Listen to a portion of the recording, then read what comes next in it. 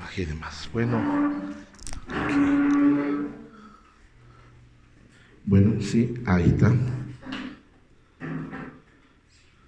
Bueno, sí, ahí está. Muy bien. Bueno, amados hermanos, pues vamos a continuar con nuestro estudio de Jueces. No vamos a estudiar todo el libro porque es muy largo. Yo creo que 2 lecciones más y estaremos terminando el estudio del libro de los Jueces.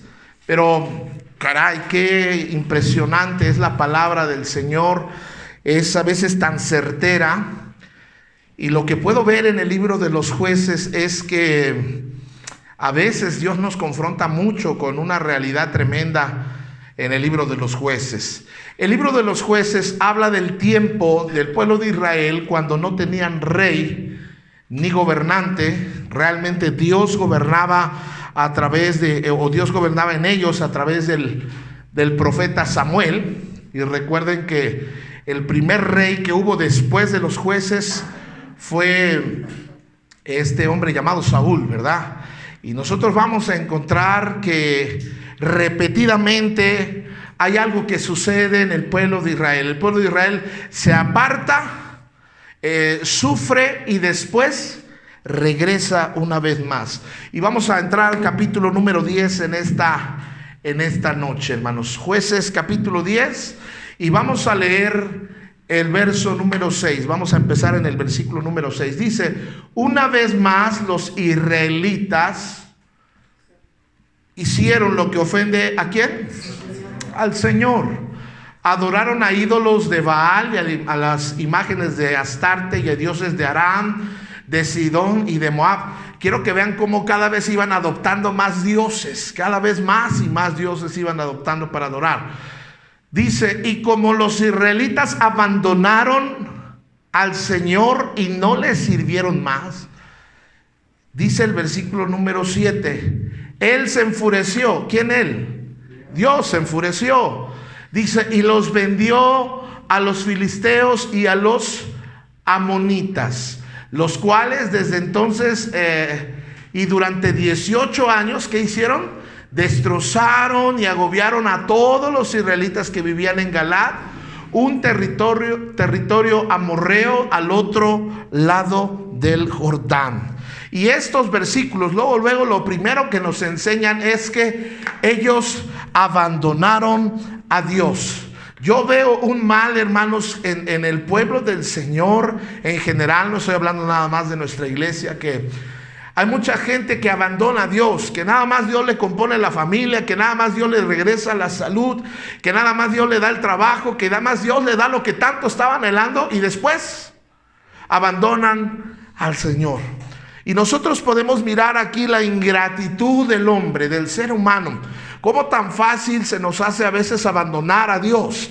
Ahora, esto es algo que todos nosotros podemos llegar a hacer si no fuera por la gracia del Señor. Pero la verdad es que en nuestro corazón, en nuestro anhelo debería estar por lo menos el propósito de nunca abandonar al Señor. Entonces lo primero que vemos es la ingratitud del ser humano. Pero segundo, algo que me anima, que me consuela, es que Dios nunca nos abandona. Yo no sé si alguien puede decir amén a eso, hermanos. Dios no me abandona. A pesar de que ellos se van tras otros dioses y empiezan a servir a otros dioses, a dar adoración a otros dioses, nosotros vemos que una vez más se apartan del Señor, claman al Señor, se apartan del Señor, hacen lo malo, vuelven a clamar al Señor, el Señor los ayuda. Una y otra vez es así. Desde el capítulo 1 que empezamos a estudiar, nosotros podemos ver eso en el pueblo. Les iba mal y clamaban, se apartaban, vivían como querían, adoraban a otros dioses y les iba mal, y otra vez volvían a buscar al Señor. Vamos a seguir leyendo Jueces 10, verso 10, en la nueva versión internacional. Dice: entonces los israelitas, fíjese qué hicieron, clamaron al Señor: hemos pecado contra ti al abandonar a nuestro Dios y adorar a los ídolos de Baal. Ahora, esta actitud nace después de que ya vinieron los filisteos, los amorreos, que los han oprimido, que los han agobiado, que los han esclavizado. Y por eso nace esta actitud otra vez de regresar a Dios. Dice, el Señor respondió, cuando los egipcios, los amorreos, los amonitas, los filisteos, los sidonios, los amalecitas y los madianitas los oprimían, les está recordando todo el pasado. Ustedes clamaban a mí para que los ayudara. Dice, ¿acaso no los libré de su dominio? ¿Los había librado o no, hermanos? Una y otra vez, cuando los egipcios, Dios los libró. Cuando esto, Dios los libró. Cuando veíamos en la clase, en las semanas pasadas, la vida de Gedeón, cuando los madianitas, Dios los salvaba una y otra y otra y otra vez. Dios dice, ¿a poco no los he salvado en el pasado? Pero fíjense lo que dice el versículo número 13, que es terrible, y esperemos que esto nunca acontezca en nuestras vidas. Pero ustedes me han abandonado y han servido a otros dioses, por lo tanto, no los volveré a salvar. Palabras duras de Dios. Ahora, yo puedo notar la manera de expresarse de Dios. Está herido en sus sentimientos. Literalmente dice, ustedes nada más me buscan cuando les conviene. Ustedes nada más me buscan cuando necesitan algo. Pero así como él se siente ofendido, Dios está ofendido con esto. Y Dios dice, ahora yo les pido que ustedes clamen para que los salven esos dioses a los cuales les dieron adoración, a esos dioses. Y eso es algo bien tremendo, hermanos. Eso es algo bien tremendo, porque ¿sabes que llega un punto en el que Dios se cansa también?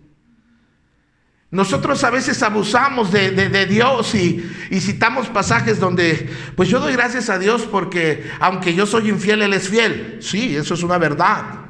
Pues yo doy gracias a Dios que no me paga de acuerdo a mi maldad. Eso es también verdad. Pero ¿sabes que también es verdad que Dios es lento para la ira? Pero no dice que la ira no llega. Hermanos, llega un punto donde Dios se cansa. Pero vamos a seguir leyendo, dice, vayan y clamen a los dioses que han escogido, que ellos los libren en tiempo de angustia. Ahora, les decía hace un momento, ¿sabes que Dios se cansa? Llega un punto en el que se cansa de nuestra rebeldía.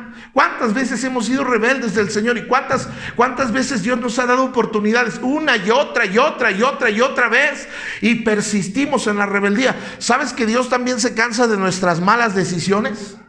Algunos de nosotros decisión de mala decisión en mala decisión. Y pareciera que toda nuestra vida está llena de malas decisiones.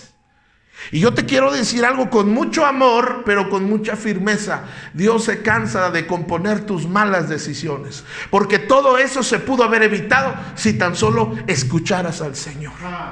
Dios también se cansa de nuestro alejamiento, de nuestra apatía, de nuestro desdén. Dios se cansa de nuestra infidelidad. Dios se cansa de nuestra pereza para reunirnos con el Señor. Hermanos, la paciencia de Dios también se acaba. Su amor es infinito, su amor es eterno, su misericordia es eterna, su gracia es eterna. Pero la paciencia tiene un límite. Y eso es algo que usted y yo a veces no entendemos. La paciencia de Dios a veces ya está a punto como una batería de celular. ¿Alguna vez ha estado su celular a punto de descargarse, verdad? Ya por poquito, ¿verdad? Ahora, la Biblia sí dice que Dios es lento para la ira, pero la ira, aunque sea lenta, sí va a llegar. El castigo sí va a llegar. Y es lo que Dios está diciendo con el pueblo. Ustedes me han usado, yo los he ayudado muchas veces, les he salvado de sus opresores, pero ustedes no entienden. Ustedes vuelven y adoran a otros dioses. Entonces Dios se siente ofendido y dice, pues entonces ándale, que los otros dioses te salven, que los otros dioses te libren. Dice la palabra del Señor en el versículo 15 de Jueces 10. Pero los israelitas le contestaron al Señor, hemos pecado, haz con nosotros lo que mejor te parezca, pero te rogamos que nos salves en este día. ¿Qué actitud tan diferente tienen ahora? Están reconociendo, ¿se acuerda que en otros pasajes culpaban a otros? Ahora están reconociendo que ellos son el problema. Versículo que sigue, versículo 15. Entonces se deshicieron de los dioses extranjeros que había entre ellos y sirvieron al Señor. Y entonces cuando ellos reconocen su pecado, están dispuestos a aceptar la voluntad de Dios y se deshacen de los ídolos y empiezan a servir a Dios, Dios se conmueve en su corazón. Y a mí me impactó este versículo en esta versión. Dice, y el Señor no pudo soportar más el sufrimiento de Israel. Y número 1, tenemos que reaccionar a la disciplina del Señor. Ahora, todos aquí en algún momento nos ha disciplinado Dios. Si no te ha disciplinado Dios, pues es porque estás haciendo lo correcto o porque la paciencia de Dios está llegando a su límite. Pero yo les quiero decir una cosa. Yo alguna vez en mi vida he sido disciplinado por el Señor. Y quieren que les diga una cosa. La disciplina duele. La disciplina cala.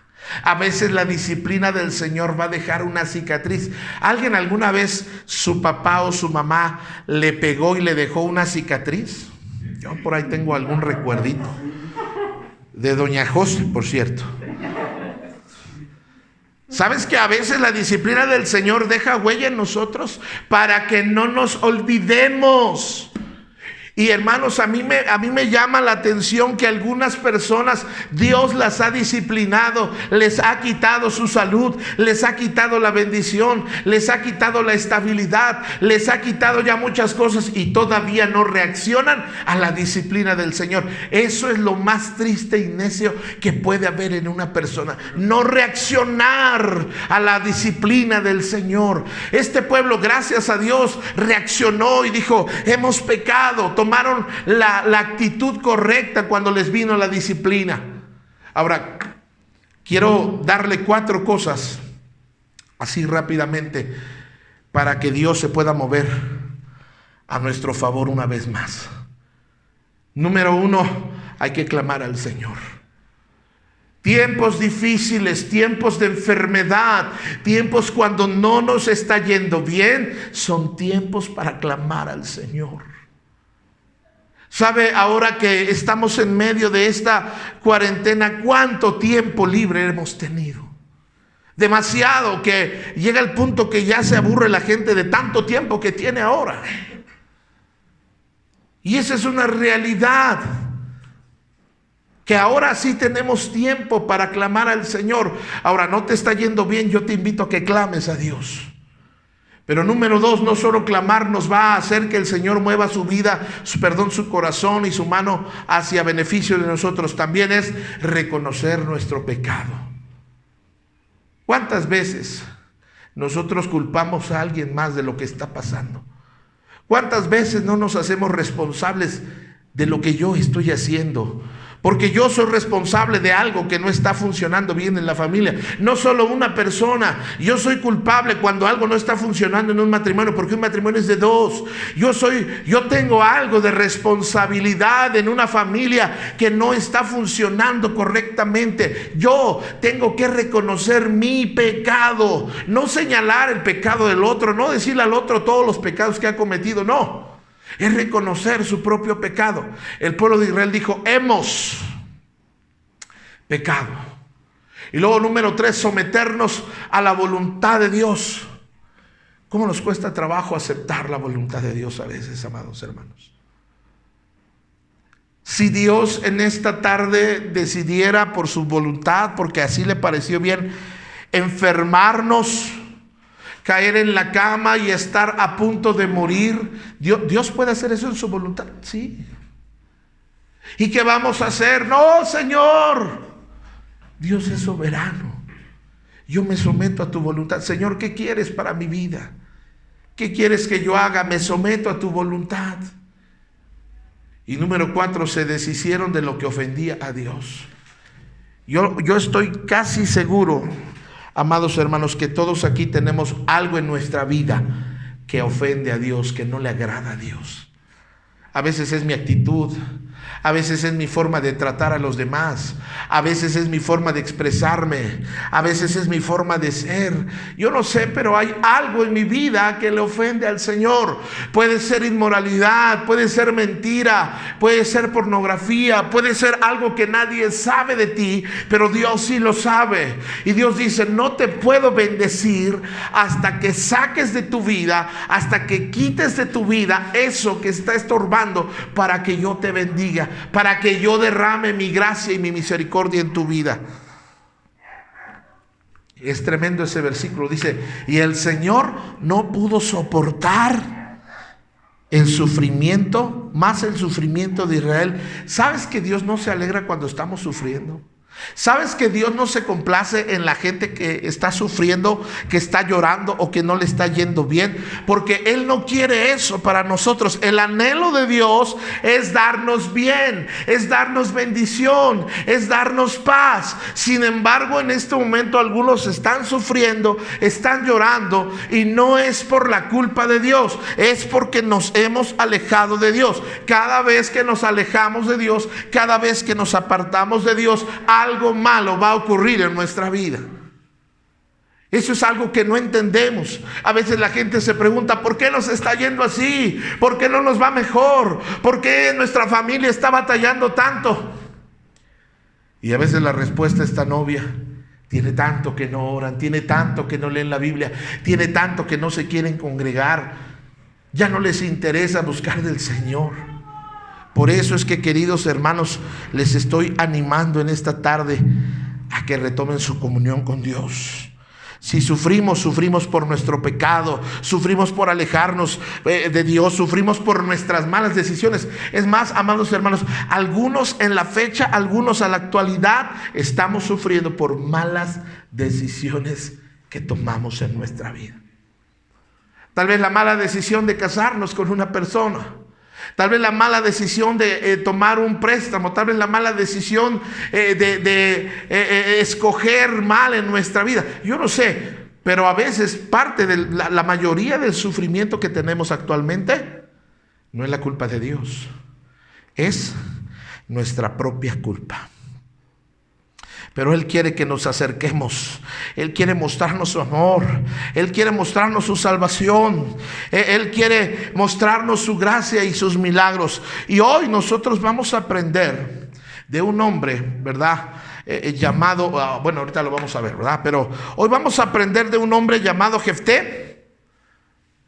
Un hombre que conocía de Dios, pero no conocía a Dios. Y vamos a ver a través de su vida, vamos a aprender cosas importantes. Y yo quiero hacerte una primera pregunta. ¿Conoces de Dios o conoces a Dios? Fíjense que son dos preguntas diferentes. Hay gente que dice, pastor, no, mis hijos ya conocen de Dios, y yo sí les creo. Han oído, han escuchado, se han acercado para oír. Pero hay gente que no es lo mismo conocer de Dios que conocer a Dios. Es como si yo le dijera en esta tarde, ¿cuántos conocen algo de Michael Jordan? ¿Alguien conoce a Michael Jordan? Sí. ¿Qué conocemos de Michael Jordan? Bueno, que es un hombre americano, es afroamericano, no tiene cabello, le brilla la cabeza, ¿verdad? Podemos llegar a saber su estatura. Un tiempo se dedicó después de retirarse del basquetbolismo, un tiempo fue beisbolista profesional y luego regresó. Ha sido uno de los mejores jugadores de la NBA. Tiene su propia línea de tenis, que son bien caros, por cierto. Ahora, conocemos algo de Michael Jordan, pero no conocemos a Michael Jordan. Porque conocer a Michael Jordan es, no, pues a él le gustan las espinacas, a él va a tal iglesia, él vive en tal casa, su número de celular es este, su hermano, su mamá, ¿sí me está entendiendo? Lo mismo pasa con Dios. La gente conoce de Dios, sí, han oído que en la cruz, que Jesús, que Jehová, que el Espíritu Santo, que la Biblia, pero no han conocido a Dios todavía. Y esa es la diferencia de este hombre del cual vamos a hablar hoy. Hoy vamos a hablar de un hombre llamado Jefté. Pero quiero que veamos a través de la vida de Jefté que a veces nosotros queremos tratar a Dios como tratábamos a los ídolos en el pasado.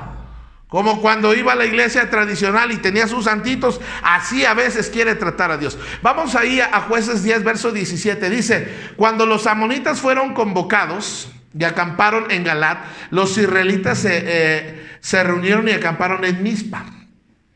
Los jefes del pueblo de Galat se dijeron el uno al otro: el que inicie el ataque contra los amonitas será caudillo de todos los que viven en Galat.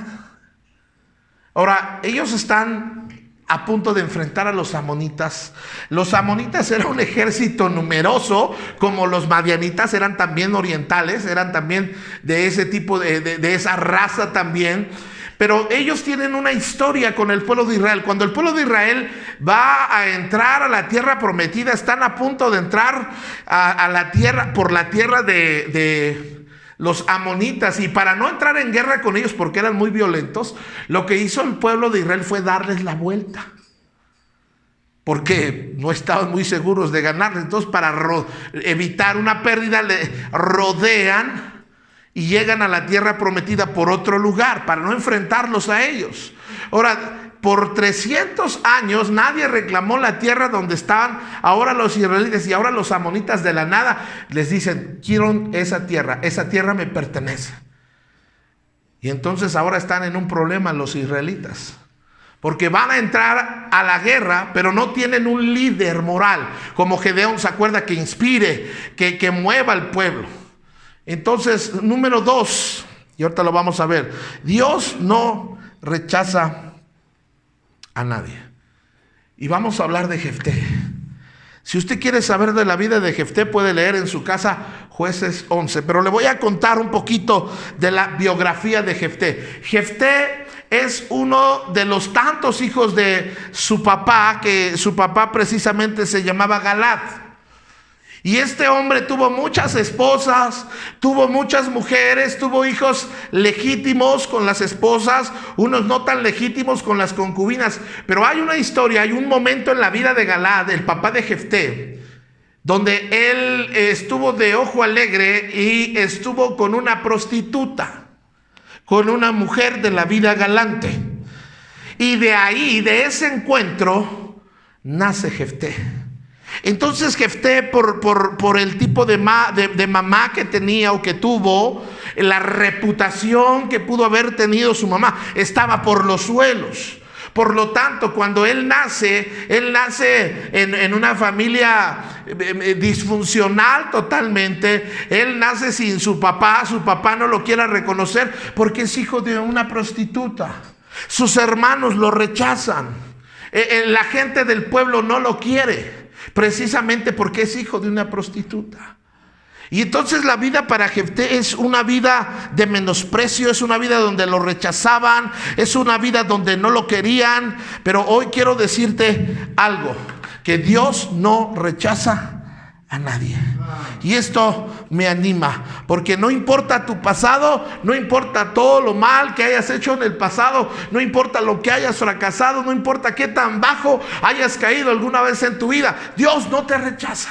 Amén. Eso es algo que nos debe animar, hermanos, porque no importa nuestro pasado, nuestro presente, Dios tiene gracia para nosotros. No importa si un hombre o una mujer te ha rechazado. Es más, no importa si tus hermanos en Cristo te han rechazado. No importa si tus hermanos o hermanas de sangre te han rechazado.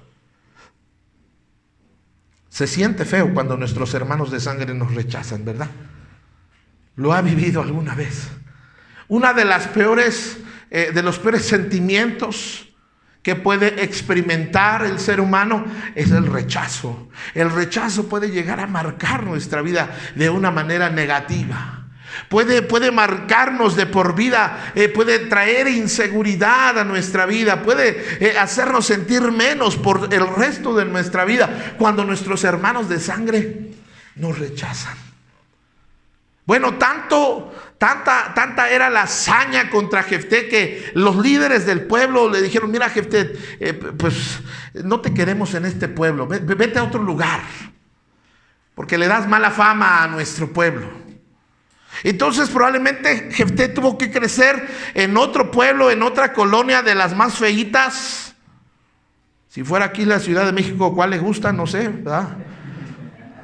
No dígate, nadie diga Tepito, nadie diga La Bondojito, nadie diga Chalco. Pero usted sabe cómo se vive en el barrio. ¿Cómo se hacen las gentes que crecen en un barrio hostil? ¿Cómo se hace la gente que crece en un barrio hostil? Agresiva. Tiene que aprender con malas mañas. Tiene que aprender a defenderse en un barrio hostil, porque si no se lo van a agarrar de bajada a todos. Entonces, el lugar donde creció Jefté fue un lugar que lo marcó y lo hizo agresivo. Lo hizo un hombre de guerra. Cuando fue creciendo Jefté, ya no se dejaba de nadie. Era un hombre que sabía usar la espada, la lanza. Era tremendo. Entonces, el pasado de Jefté, la vida de Jefté es una vida marcada por el rechazo y el menosprecio.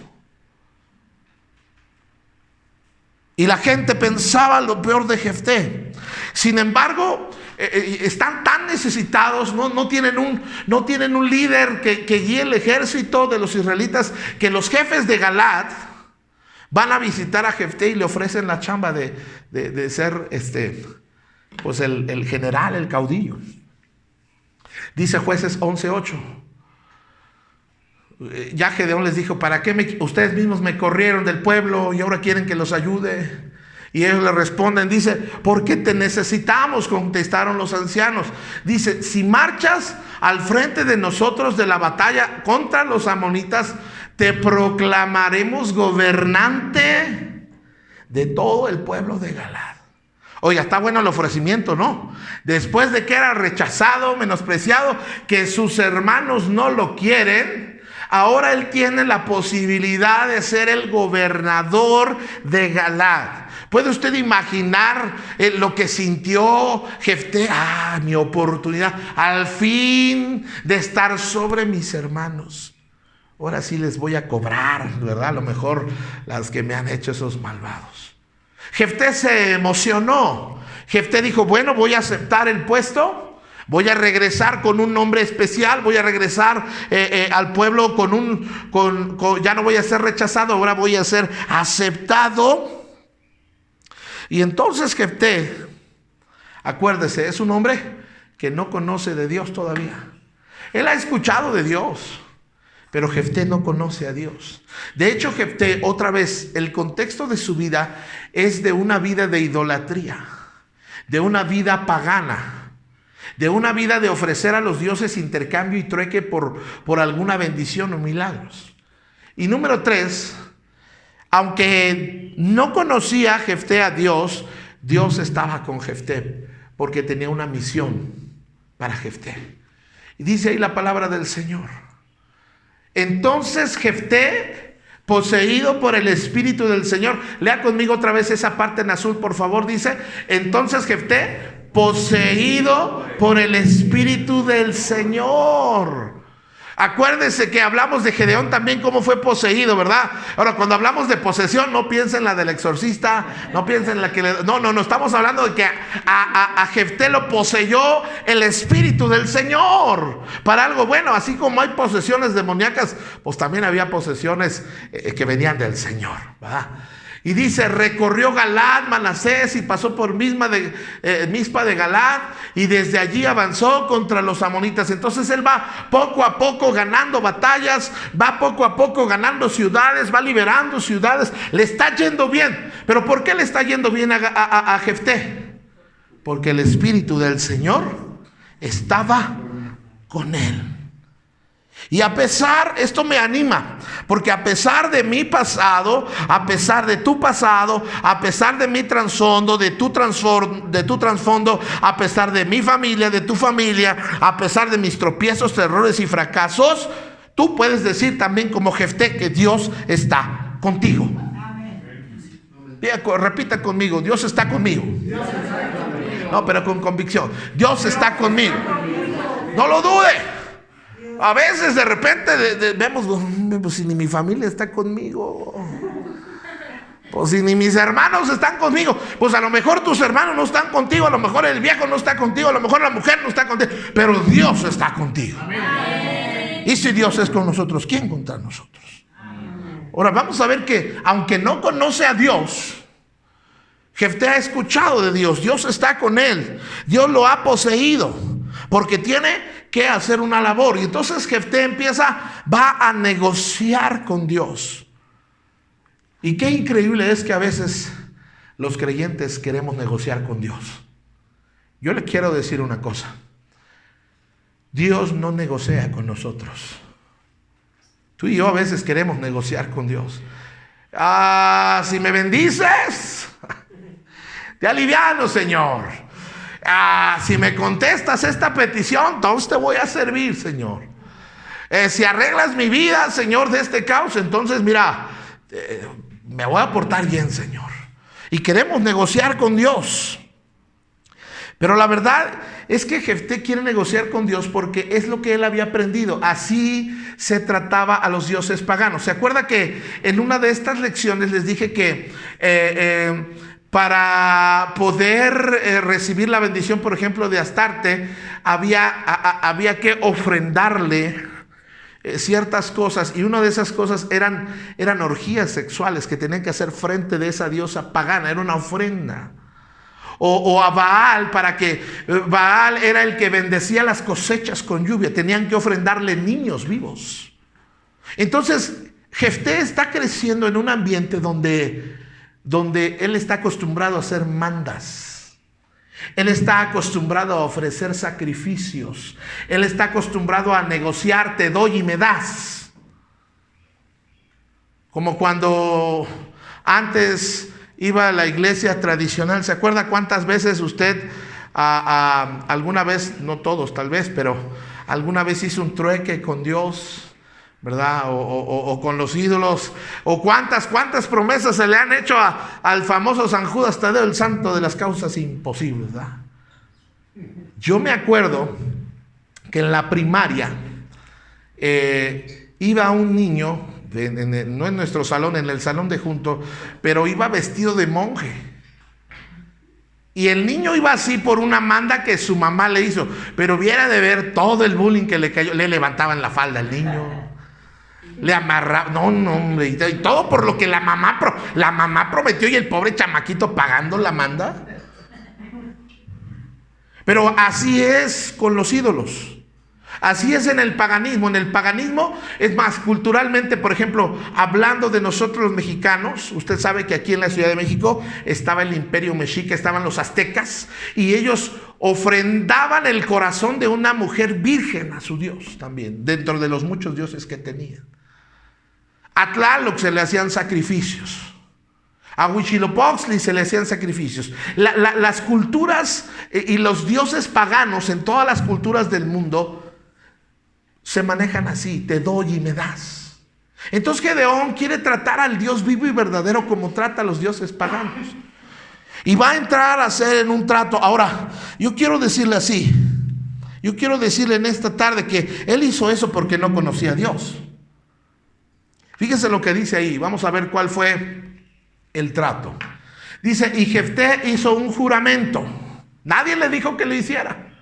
Él solito le dijo: si verdaderamente me entregas a los amonitas en mis manos. Ahora, él estaba bien interesado en ganar porque él quería ser el gobernador. Dice: si verdaderamente entregas a los amonitas en mis manos, quien salga primero de la puerta de mi casa a recibirme, cuando yo vuelva de haber vencido a los amonitas, será del Señor y le ofreceré en un holocausto. Entiéndase que un holocausto era una ofrenda que se ofrecía sobre una piedra o sobre piedras, era un altar, y normalmente era un animalito que se degollaba, la sangre caía, se preparaba con especies aromáticas y se le prendía fuego. Eso era un holocausto a Dios. Fíjense hasta dónde está llegando Jefté. Él está diciendo que la primera persona que salga de su casa, cuando él venga con la victoria, la va a ofrecer en holocausto. Yo no sé qué estaba pensando Jefté. Yo no sé si no estaba pensando claramente. ¿Quién pensó que iba a salir? ¿Su suegra? ¿O quién pensó que iba a salir? ¿Verdad? Pero él le dice, lo primero que salga te lo voy a sacrificar a ti. Ahora, ¿por qué está haciendo esto? Él está acostumbrado a hacer esto con los dioses paganos. Pero yo les pregunto en esta tarde, ¿Dios necesitaba ese sacrificio? Dios no necesitaba ese sacrificio. Así como hoy en día Dios no necesita que la gente se vaya de rodillas a la basílica. Dios no necesita que la gente se esté flagelando. Dios no necesita ya un sacrificio humano. Dios ya no necesita absolutamente nada de eso. Él quería hacer un trato con Dios para obligar a Dios a obrar en su vida. Pero la verdad, hermanos, es que si Dios me bendice es porque Él es bueno. Si tengo trabajo es porque Él es bueno. Si tengo a mis hijos en salud y en bienestar es porque Él es bueno. Todo lo bueno que hay en mi vida es porque Él es bueno. No porque Dios te bendice, no porque le prometas, porque inclusive algunos hemos tenido el cinismo de prometerle a Dios y no cumplirle. Pero Dios no necesita que le prometamos nada de eso para que Él obre a favor de nosotros. Él tenía una hija. No nos dice que tenía más hijos, ¿verdad? Ahora, fíjense lo que dice ahí, ¿verdad? Dios obra no porque le prometa, sino porque Él es bueno. El Salmo, Lamentaciones 3:22 dice, el gran amor del Señor nunca se acaba y su compasión jamás se agota. Cada mañana se renuevan sus bondades, muy grande es su fidelidad. Sabes, cada mañana tú y yo gozamos de la bendición de Dios, no porque le hayas prometido algo, sino porque Él es bueno. Efesios 2:4 dice, pero Dios, que es rico en misericordia, por su gran amor por nosotros. El Salmo 136:1 dice, den gracias a Dios porque Él es bueno. Dios le dio la victoria, una gran victoria a Jefté, una victoria memorable. Vencieron a los amonitas. ¿Y por qué vencieron a los amonitas? ¿Por lo que le prometió Jefté? No. Porque Dios es bueno, amén. Ahora, aquí viene el dolor de no conocer a Dios. Aquí viene el dolor cuando queremos tratar a Dios como tratábamos a los ídolos paganos de antes. Jefté no conocía a Dios y no sabe que Dios no necesitaba un sacrificio humano. De hecho, la diferencia entre Dios en aquellos días y los dioses paganos era que Dios no pedía que sacrificaran personas, sino animalitos en lugar de personas. De acuerdo a la economía, los más pobres sacrificaban una paloma, algunos un cordero y algunos un becerro. Pero no era ninguna persona. Dios no aceptaba. Dios no es un Dios de sangre. No es un Dios sanguinario. Y Jefté está tratando a Dios como si fuera un Dios pagano, porque no le conoce. Y él regresa a su casa, ¿verdad? Y la primera que sale a recibirlo es su hija. Y esto es algo bien tremendo, hermanos. Cuando sale, él regresa con esa victoria y la primera que sale a recibirlo es su hija. Aquella niña con la que alegró su corazón. Aquella princesita que él vio dar sus primeros pasos, la escuchó hablar, que ha tenido muchos momentos agradables y hermosos con sus hijas. Usted que tiene hijas, yo solamente tengo un hijo varón. No sé qué se siente tener una hija, pero pienso yo que un papá, sobre todo, siente ternura, siente a su hija como su más grande tesoro. No que no quiera, si tiene un hijo varón, no que no lo quiera, pero la mujercita es algo especial para el papá. No me la toquen porque se las den conmigo. Y si es mamá, no, pues usted la defiende a su hija con uñas y dientes. Valiente y en cualquier lugar, ¿verdad? Como dice. Y así cuando sale su hija, en vez de regocijarse, en vez de gozarse, viene un dolor al corazón de Jefté. Porque ahora tiene que sacrificar a su hija porque fue un voto que él hizo. Qué tremendo. ¿En cuántos problemas nos conocemos por no saber la importancia de conocer a Dios y no solo saber de Dios?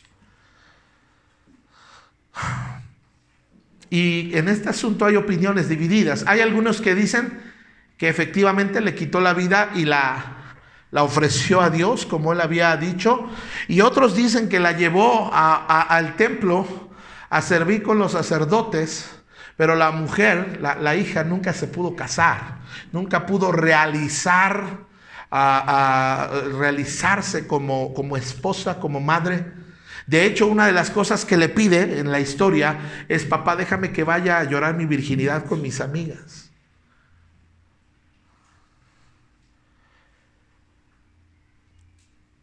Ahora, no era necesario el sacrificio de la hija de Jefté.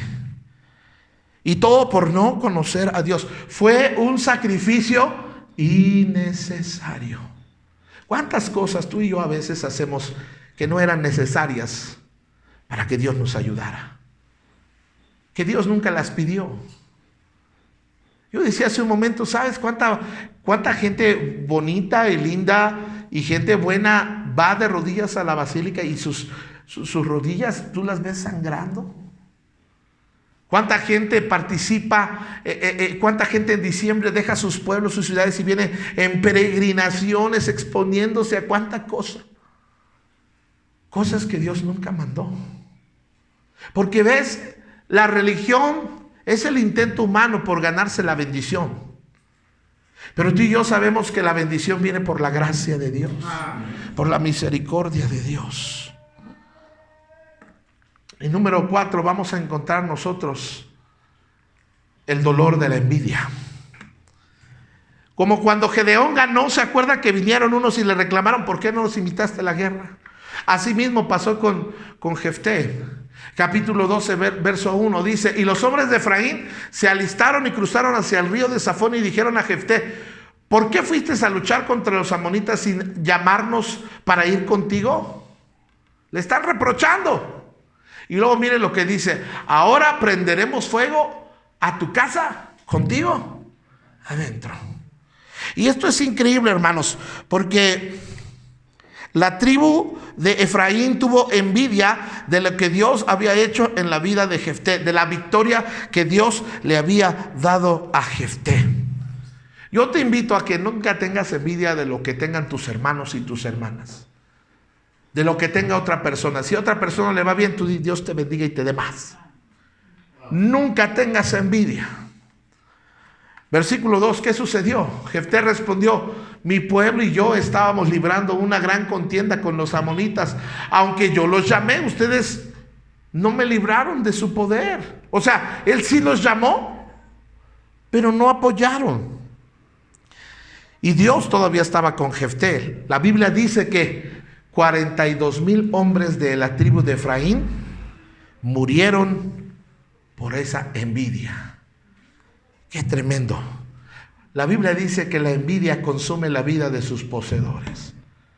No tengas envidia de la casa de otro, del esposo de otro, de la esposa de otra, del carro de otro, de lo que otro tenga. No tengas envidia. Sé contento con lo que Dios te ha dado a ti. Dios es bueno y generoso y Él es nuestra victoria. Lo que Dios hará en nuestras vidas no es en base a lo que prometemos, no es en base a un juramento, por eso no tienes que negociar con Dios, es en base a su bondad. Salmo 91:1. Si ponemos la música, por favor. Dice: el que habita el abrigo del Altísimo morará bajo la sombra del Omnipotente. Diré yo a Jehová: esperanza mía y castillo mío, mi Dios, ¿en quién confiaré? Te voy a decir una cosa: el problema no es Dios. Dios no es el problema. Dios no está mal. El problema no es Dios. El problema es que tú y yo somos los que nos hemos apartado del Señor. Jefté tuvo un terrible dolor en su corazón, en su alma y en su espíritu. Cuando sale su hija y lo recibe, él dice: se lamenta en su... Ojalá y nunca hubiera hecho ese sacrificio. Ojalá nunca hubiera hecho, perdón, ese voto, esa promesa. Pero él ofreció a su hija. Y Dios no necesitaba ese sacrificio. Tuvo que despedirse de su hija. Tuvo que terminar su relación ahí, porque él no conocía, él había oído de Dios, pero no conocía a Dios. Él no conocía que Dios no necesita eso para obrar. Yo te puedo decir, dice, el que habita el abrigo del Altísimo morará bajo la sombra del Omnipotente. El problema de por qué lloramos, el problema de por qué sufrimos, el problema de por qué nos está yendo mal, es porque lo abandonamos a Él, porque no estamos cerca de Él. Si tú vas caminando por las calles de Monterrey o Ciudad Juárez o lugares donde hace mucho calor, como recuerdo una ocasión que estaba yo caminando en Monterrey, en una loma, iba de regreso a Montebrón, y estoy caminando y de repente está el sol, pero tremendo, 40 grados, no sé cuánto está el sol, está pegando con todo, ves tu sombra en el reflejo ahí bien oscura. Y me doy cuenta de que del otro lado hay árboles y todo el camino tiene sombra. Entonces, si yo me tiro en el sol está bien caliente, pero si yo me tiro en el sol y le lloro a Dios, Dios, dame sombra, ven y dame sombra, Señor, mueve la sombra de allá para acá. ¿La sombra de allá para acá se iba a venir? No. ¿Quién tenía que moverse? Yo tenía que moverme. Y yo tenía que ponerme bajo la sombra. Eso es lo que está diciendo el Señor. Tú quieres la sombra de mis bendiciones, tú quieres la sombra de mi paz, pero tú quieres que yo me mueva donde tú estás, y tú tienes que moverte a donde yo estoy. Ese es el asunto. Queremos que Dios se mueva. No, Dios, yo estoy aquí. Dios dice, sí, pues ahí quédate. Yo estoy aquí. Y si tú quieres mi bendición, yo no te voy a dar mi bendición si tú estás allá alejado.